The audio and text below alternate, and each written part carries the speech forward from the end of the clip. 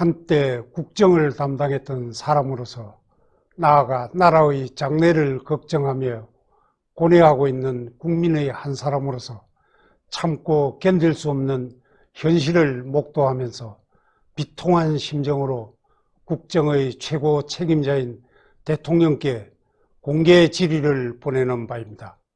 무엇보다 첫째는 거짓말이 된 대통령의 취임사입니다. 문재인 대통령은 취임사에서 많은 국민들에게 솔깃한 말로 기대를 갖게 하였으나 모두가 허언이 되고 말았습니다. 오늘부터 저를 지지하지 않는 분도 진심으로 국민으로 섬기겠다, 분열의 정치를 바꾸겠다, 보수와 진보의 갈등이 끝나야 한다고 했으나 취임하자마자 적폐청산이라는 미명하에 곳곳에서 인민재판과 같은 정치 보복이 시작되었고, 반대자들에 대하여 독재자의 후예 등으로 적대감을 표출하는가 하면 머리를 맞대고 국정을 의논해야 할 제1야당을 무시한 채 군소정당과 야합하여 선거제도를 바꾸는 등 독재적 행태를 공공연히 표출하고 있습니다. 대통령의 제왕적 권력을 나누겠다, 권력기관은 정치로부터 완전 독립시키겠다고 했으나 대통령이 박창주 전 대장 기무사 문건, 버닝썬 사건, 전 법무차관 관련 사건 등 수많은 사건에 대한 직접 수사 지시를 함으로써 권력기관으로 하여금 수사를 하지 않을 수 없도록 내모는 비리를 자행하였습니다. 최근에는 검찰이 소위 살아있는 권력 조국에 대하여 수사를 착실하게 진행하자 여권이 합세하여 온갖 방법을 동원하여 압력을 가하기도 하였고, 선거 부정 등 현 정권의 불법 행위를 파헤치자 수사요원을 좌천 발령하여 수사를 방해하는 전대미문의 검찰 학설을 서슴지 않더니 이어서 검찰을 정권 친위대로 만들려는 시도를 하고 있습니다.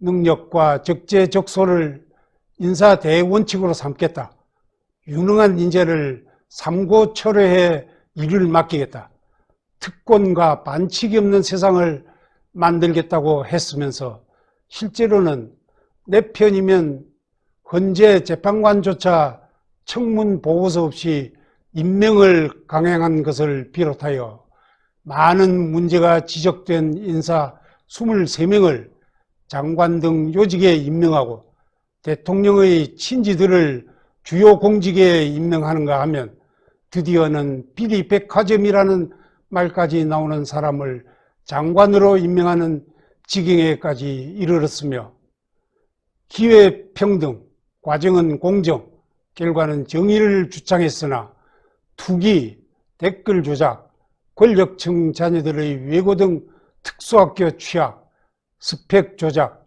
블랙리스트 등 소위 내로남불 행태자들이 판을 치고 있으며, 불가능한 일을 하겠다고 큰소리치지 않겠다 하였으면서 소득 주도 성장, 탈원전, 4대 강보 철거 등 국가 경제 파괴 행위를 지속하고 있습니다. 그래야 문재인 대통령의 취임사는 거꾸로 이해하면 된다는 말까지 나오고 있습니다.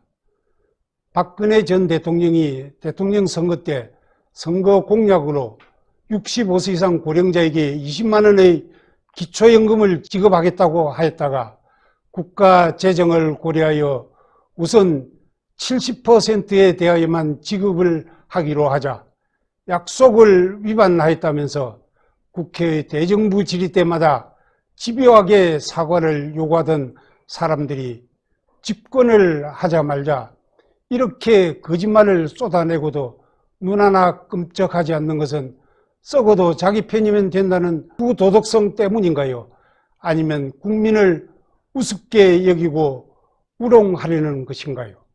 문 대통령은 취임사를 어떤 생각에서 발표했으며 현실은 왜 정반대가 되었는지를 국민들께 소상히 밝히기 바랍니다.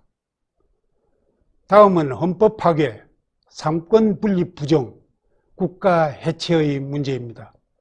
우리나라의 헌법 제66조 제2항에 대통령은 국가의 독립, 영토의 보전, 국가의 계속성과 헌법을 수호할 책무를 진다고 규정하고 있고, 제69조에는 대통령은 취임에 즈음하여 나는 헌법을 준수하고 국가를 보위하며 조국의 평화통일과 국민의 자유와 권리의 증진 및 민족문화의 창달에 노력하여 대통령으로서의 직책을 성실히 수행할 것을 국민 앞에 엄숙히 선서합니다라는 선서를 하도록 하고 있습니다.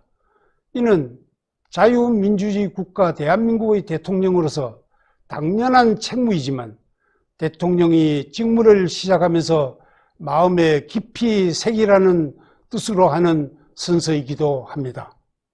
그러함에도 작금의 국정 운영 상황을 보면서 문재인 대통령은 헌법에 반하는 행보를 하고 있다는 것이 상식을 가진 국민들의 공통된 판단입니다. 첫째, 국가의 독립수호 문제입니다. 문재인 대통령은 2분짜리 한미 정상회담을 한 것을 비롯하여 각종 국제 외교 무대에서 대한민국을 대표한 국가 원수로서 국민에게 자긍심을 갖게 하는 언행을 보여주지 못하였을 뿐만 아니라 특히 북한 김정은에 대한 저자세는 그 도를 넘어섰고 북한 관계자들이 삶은 소대가리라는 등 입에 담기조차 민망한 각종 모욕적인 언사를 퍼부으면서 심한 모멸감을 주고 있음에도 한마디 대응을 못하는 모습에 국민들은 절망을 넘어 분노하고 있습니다. 더욱 기가 막히는 일은 김정은이 문재인 대통령 모친상에 조의문을 전달한 다음날 발사체를 발사한 사실입니다. 이는 분명 문 대통령을 넘어 대한민국을 조롱하는 것입니다. 대한민국의 주권을 침해하는 중국의 오만불손한 행위나 중국, 러시아의 공군기가 카디즈를 침범하며 동서남해안을 휘젓고 다녀도 대통령은 어떠한 항의나 단호한 태도를 보인 적이 없습니다. 이러한 행태는 국가의 독립 유지 책무를 저버렸다는 비판을 받아 마땅합니다. 더욱 경악스러운 것은 대통령 외교안보특보라는 사람이 국제회의에서 주한미군이 철수하는 시나리오를 가정하고 중국 측 인사에게 그렇게 되면 중국이 북한을 설득하고 개입해 한국에 해구산을 제공할 수 있겠나라고 말하여 우리가 중국 해구산에 편입될 수 있음을 내비쳤다고 하는데, 과연 대통령의 외교안보 특보의 입에서 나올 만한 말이며 대통령도 같은 생각인지 묻지 않을 수 없습니다. 둘째, 영토의 보전 문제입니다.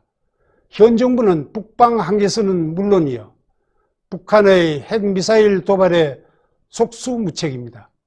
북한과 9.19 군사합의를 통해 군사 북해선의 정찰 비행 등 대한민국의 적절한 보호장구도 없이 무장을 해제하고 국군 병력과 복무기간 감축, 군사훈련의 표지 감축, 대책 없는 전작권 전환 정책 등으로 적 앞에 벌거벗은 채 서 있는 모습에 우리 국민은 정부가 국민의 생명, 신체, 재산을 지켜줄 의사와 능력이 없다는 판단을 하기에 이르렀습니다.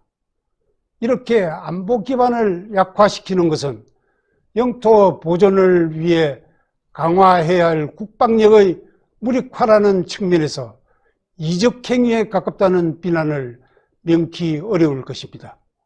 북한은 2019년 8월 단거리 탄도미사일로 추정되는 발사체를 2발 발사한 후 2주 사이에 4번의 미사일을 발사한 것을 비롯하여 수시로 발사 장소를 바꾸면서 사거리와 정점 고도를 변경하고 한국 전역을 타격할 수 있는 점을 과시하였고, 심지어 맞을 짓 하지 말라면서 노골적인 협박을 서슴지 않고 있으며 9.19 합의서를 휴지 조각으로 만들고 있음에도 문 대통령은 안전보장회의에 제대로 참석하지도 않고 입을 닫고 있을 뿐만 아니라 오히려 북한에 퍼줄 궁리만 하고 있는 바, 이는 명백히 국가 보위 의무를 방기한 것이라 하지 않을 수 없습니다.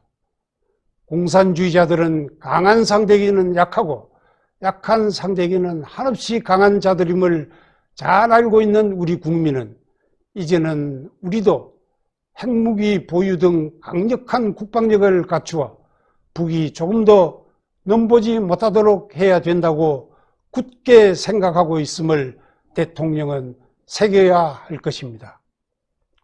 셋째, 국가의 계속성 문제입니다. 문재인 정부는 전 정권에서 합의한 한일 위안부 합의를 파기했습니다. 이어 한일 군사정보보호협정도 종료한다고 선언했다가 슬그머니 뒤집기도 했습니다. 1965년 한일 국교 정상화를 위한 한일 간 합의를 뒤집는 판결로 한일 간에는 서로 상대국을 향해 경제 보복 조치에 나서는 결과를 초래했습니다. 한미동맹은 크게 약화되어 이제 미국 조야로부터 한국은 미국과의 동맹을 지속할 것인지 아니면 중국과 손잡을 것인지 분명하고 확실하게 답하라는 무언의 압박을 받기에 이르렀습니다. 전 정권에서 국제법에 의하여 체결한 조약 합의 협정 약속을 정권이 바뀐 후 국제 질서에 따른 합리적 절차 없이 일방적으로 파기를 하게 되면 국가의 계속성이 부정되고 국가 신인도가 추락하여 국제적 고립을 명키 어려울 것입니다. 이런 일이 반복되면 어떤 나라가 한국 정부를 신뢰하여 외교관계를 지속할 것이며 조약이나 협약을 체결하려 하겠습니까?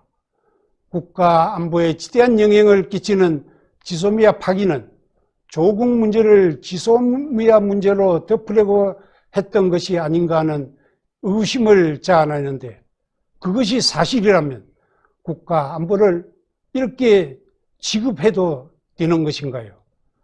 넷째, 헌법 수호의 책무 문제를 지적하지 않을 수 없습니다.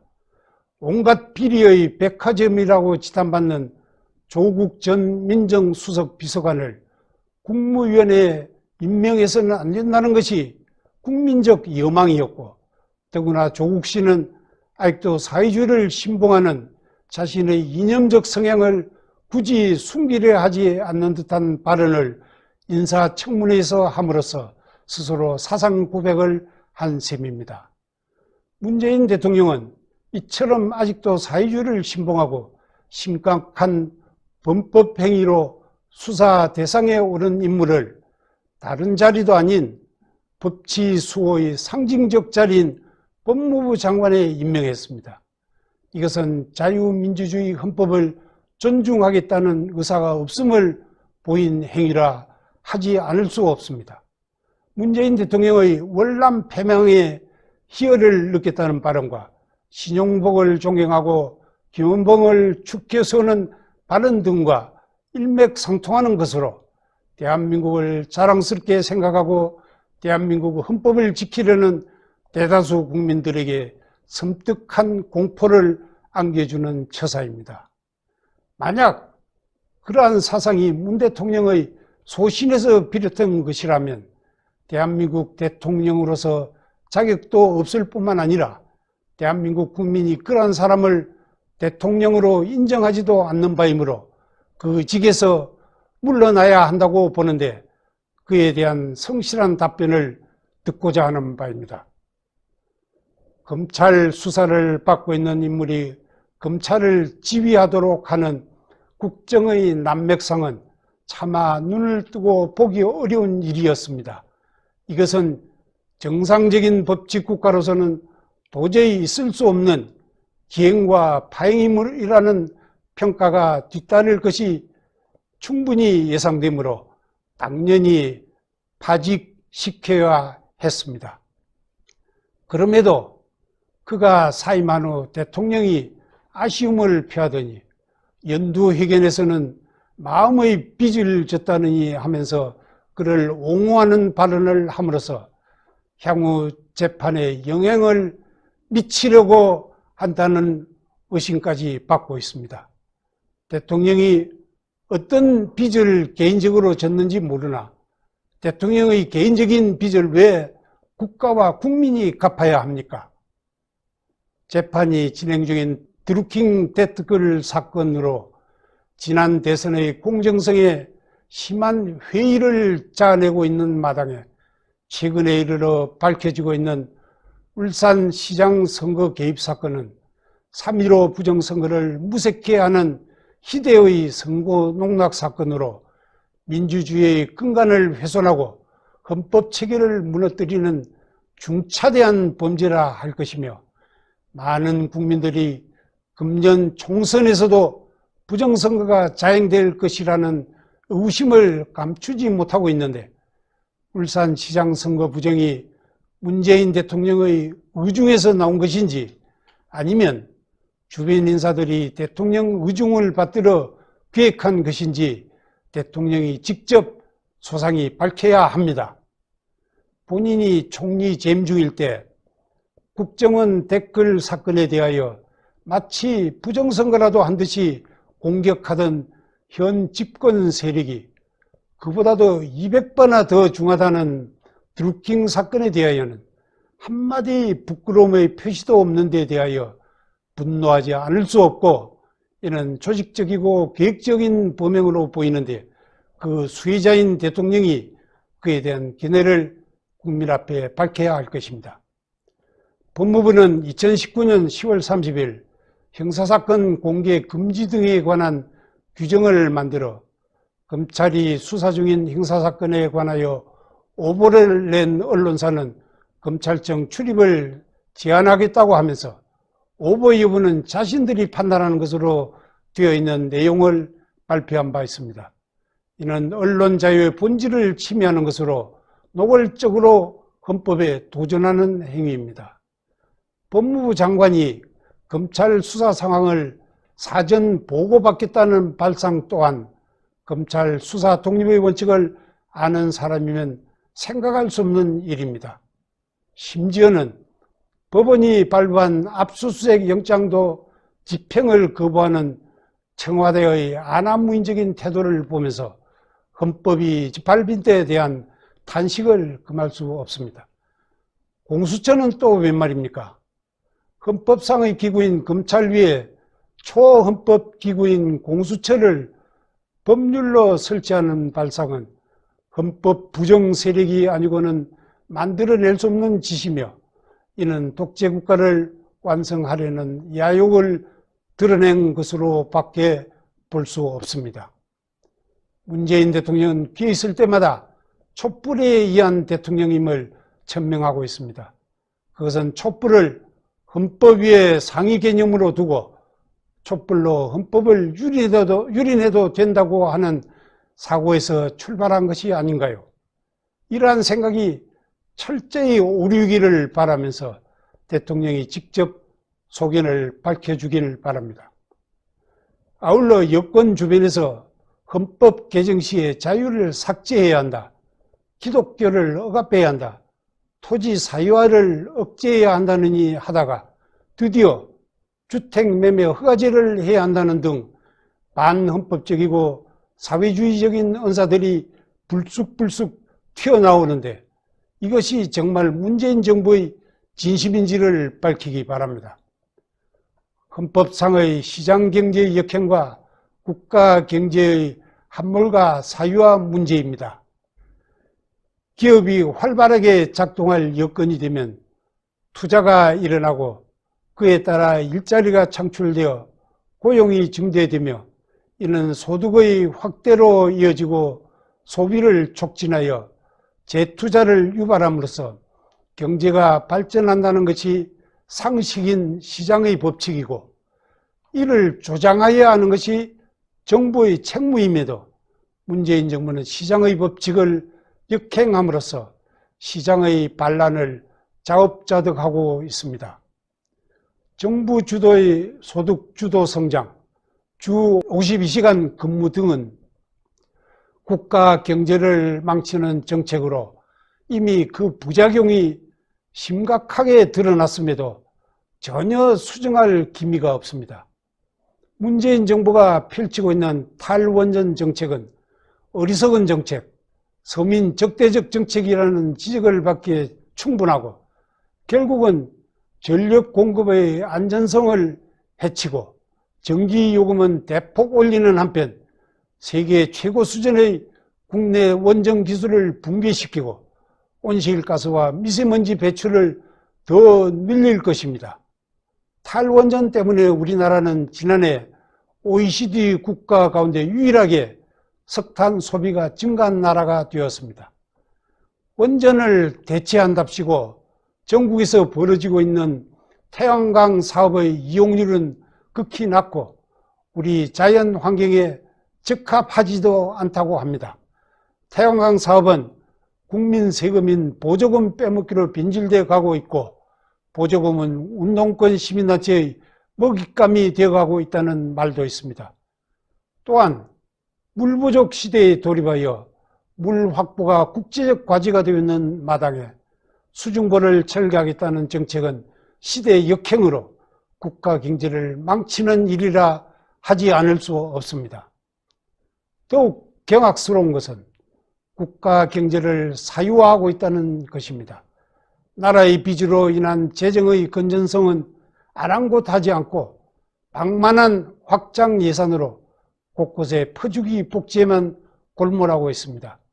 심지어 대통령의 자의적 판단에 의한 선심행정을 제어하는 장치인 예비 타당성 조사 제도까지 무너뜨리면서 폐허되는 곳에 개인 돈처럼 국가 예산을 소비하고 있습니다. 문재인 대통령이나 그 정부는 우리의 후손들이 떠맡아 갚아야 할 대규모 부채나 차기 정부의 부담이 되어는 아랑곳하지 않는 모습입니다. 아무런 근거 없이 원전 건설을 1년여 중단하였다가 다시 공사를 재개함으로써 수천억 원에 달하는 재정 손실을 초래하였으면 이는 공사를 중단시켰던 사람이 변상을 하여야 하지 않는가요? 오죽했으면 문재인 임기 절반 동안 해놓은 일이 있으면 하나만 알려달라는 절규가 나오겠습니까? 대통령 그에 대한 견해를 국민에게 확실히 밝혀야 합니다. 문재인 정부는 집권 2년 반 동안 지난 반세기 동안 쌓아온 한국 경제의 토대를 뒤엎는 일을 계속해 왔는 바, 특히나 18번 정책을 쏟아낸 분양가 상한제 등 부동산 정책은 오히려 최근 2년간 서울 아파트 가격을 30%나 폭등시키는 결과를 초래하여 서민들뿐만 아니라 젊은 층의 의욕을 꺾고 있습니다. 수요 대비 공급이 부족한 데서 오는 현상을 집값을 때려잡아 해결하겠다고 하니 부작용만 속출하는 것입니다. 특히나 2020년 예산을 514원전으로 급격히 팽창시키면서 적자 국채를 60조 원이나 발행하겠다는 것인데 확장 재정을 뜯어보면 위기 극복을 위한 일시적 조치가 아니라 복지 확대의 방점이 찍혀 있는 바 복지 재정만 늘어날 경우 국가 부채는 눈덩이처럼 불어날 수밖에 없습니다. 예산 가운데 보건, 복지, 노동 관련 예산 181조 원은 전년 대비 무려 12.8% 증가한 것이어서 이는 총선용 선심 예산이라고 단정할 수밖에 없습니다. 본인이 총리 재임 시절 국가 건전재정을 그렇게도 강조하면서 추궁하던 현 집권당이 국가 부채를 늘려도 된다고 주장하는 이중성에 혀를 내두를 수밖에 없습니다. 다음으로 문재인 정부의 도덕성에 대하여 질의코자 합니다. 논어에 공자는 정치에서 무엇보다 중요한 것은 신뢰라고 강조한 바 있고 오늘날에도 그 중요성은 변함이 없다고 생각합니다. 그런데 문재인 정부는 국민의 신뢰와 역행하는 일을 서슴지 않고 있음을 지적하지 않을 수 없습니다. 먼저 국민을 기망하는 행위로 문정부 초기 임종석 특사가 아랍에미리트를 느닷없이 방문하여 의혹이 일자 장병 격려차 같다고 하다가 국정원 차장이 수행한 사실이 밝혀지자 관계 복원을 위해 갔다는 등 말을 바꾼 사실을 시작으로 6.25 참전 16개국 외무장관 회의에서 강력한 대북 제재 결의가 있었음에도 외교부 장관은 남북 대화를 지지했다고 발표했고, 교육부가 전 정부 국정교과서를 적폐라고 샅샅이 조사하던 시기인 2017년 9월부터 2018년 1월에 걸쳐 초등학교 6학년 국정교과서를 정권 입맛에 맞게 고치면서 수정을 거부하는 집필 책임자 교수가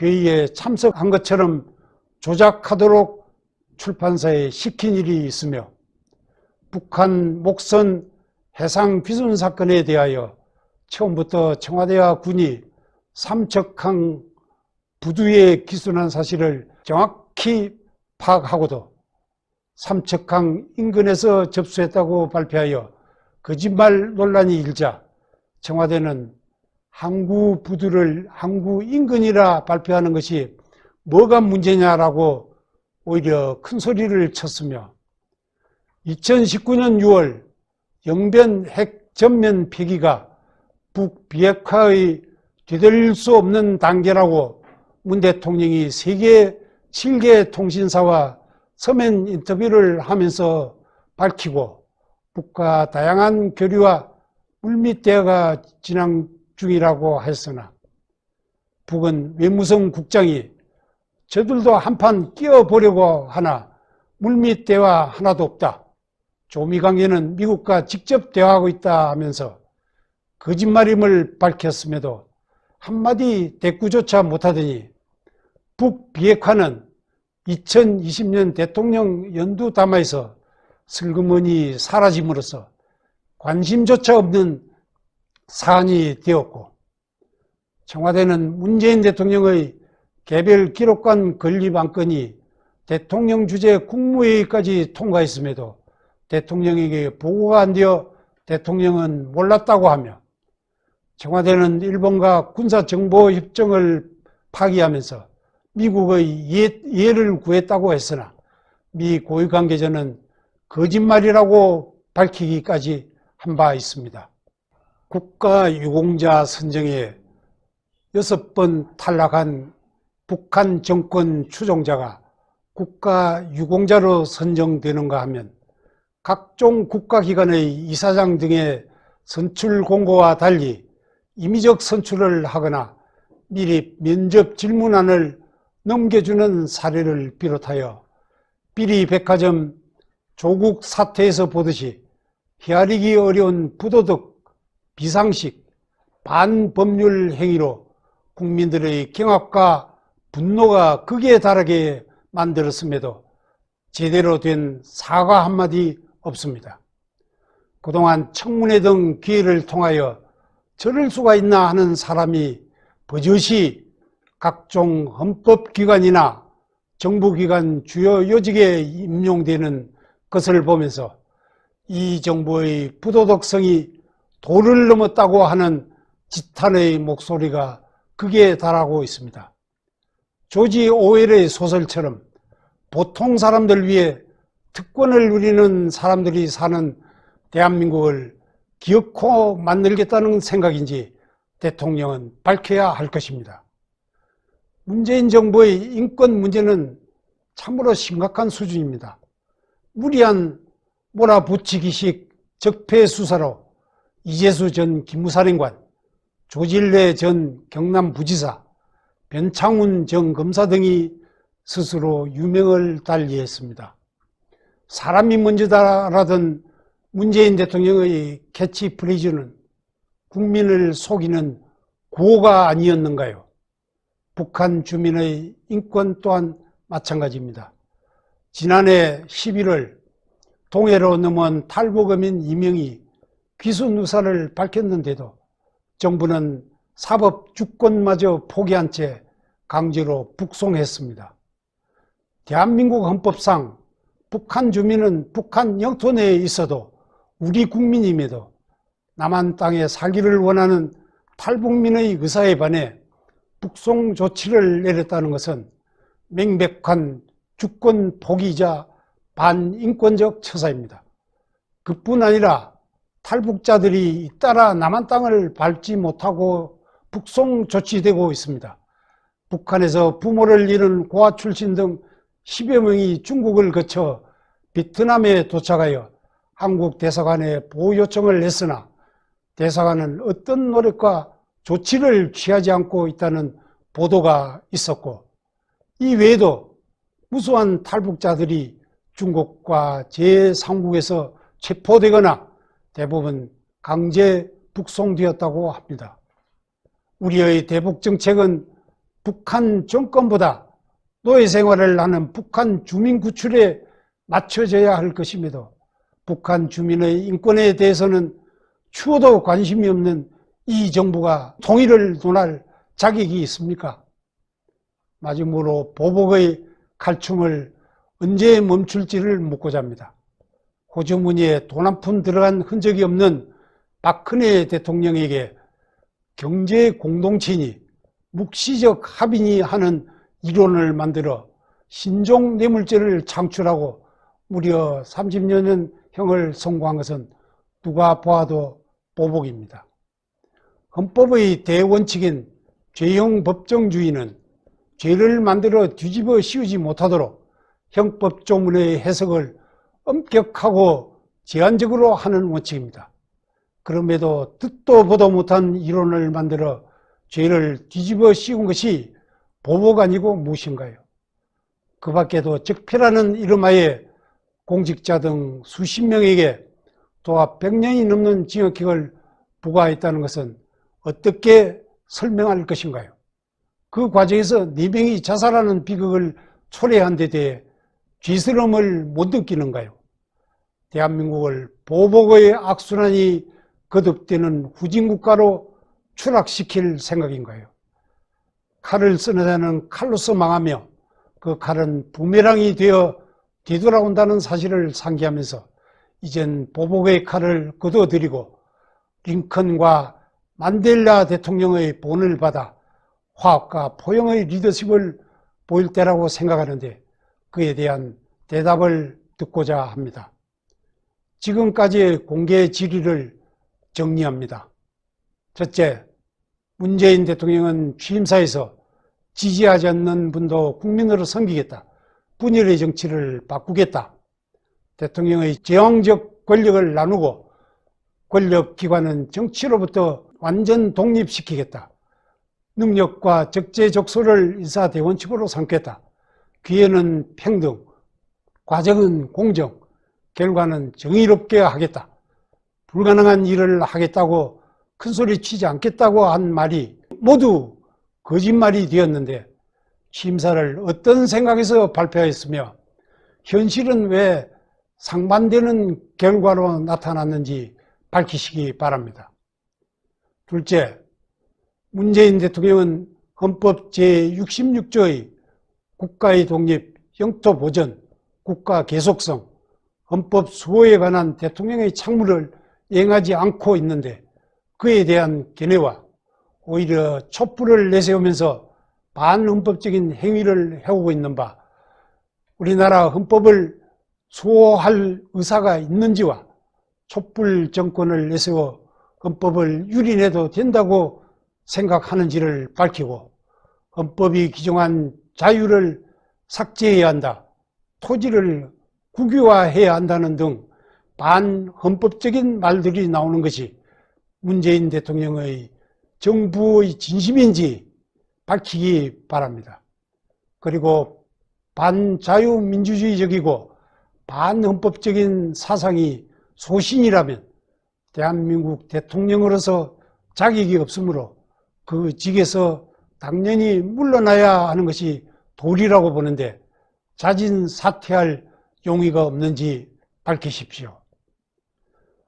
셋째, 최근에 밝혀지고 있는 울산시장 선거 개입 사건이 대통령의 의사에 따른 것인지 아니면 주변 인사 누군가 기획한 것인지 소상히 밝히시기 바랍니다.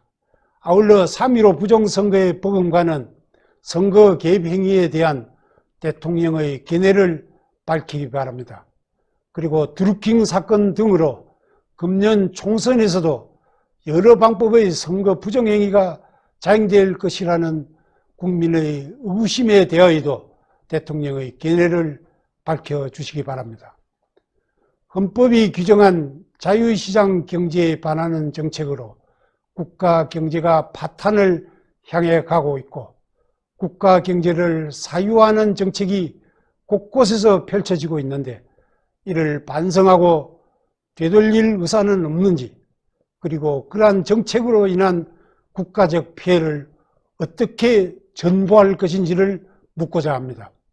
다섯째, 특히 근거 없이 원전 건설을 중단하였다가 공사를 재개함으로써 발생한 재정 손실은 공사를 중단시켰던 사람이 변상하는 것이 마땅하다고 보는데 그에 대한 견해도 밝히시기 바랍니다.